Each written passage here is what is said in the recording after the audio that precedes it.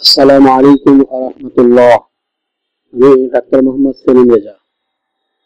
সচেতন নাগরিক হিসাবে বর্তমান প্রশাসনকে এবং আমাদের দেশের সচেতন নাগরিকদের উদ্দেশ্যে দুঃখ ভারাক্রান্ত মনে বলছি, বিষয়টি গভীরভাবে পর্যালোচনা করা অত্যন্ত জরুরি। আমরা জানি তাবলিগের সকল কার্যক্রম কাকরাইল থেকে পরিচালিত হয়, অথচ জুবায়েরপন্থীদের কার্যক্রম আরজাবাদ মাদ্রাসা থেকে পরিচালিত হচ্ছে কেন? তাবলিগের যদি কোনো বিষয় হতো তাহলে তো তা কাকরাইল থেকে চিঠির মাধ্যমে আসার কথা ছিল, কিন্তু এখানে দেখা যাচ্ছে ভিন্ন কোনো মাধ্যম থেকে তাদের তাবলিগ পরিচালনা করা হচ্ছে।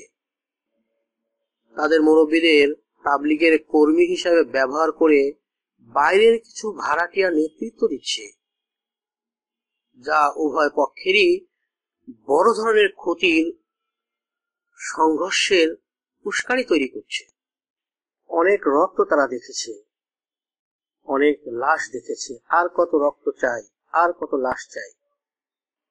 বাংলাদেশের বর্তমান প্রশাসনকে আমি বিনীতভাবে অনুরোধ করছি, এই ভাড়াটিয়া পরিচয় জনগণের সামনে স্পষ্ট করা, যাতে যাতে বিভ্রান্তির শিকার না হয়, যাতে জনগণ এই সকল ভাড়াটিয়াদের কথাকে নিজেরা আমলে না নিয়ে বিভ্রান্তির শিকার না হয়।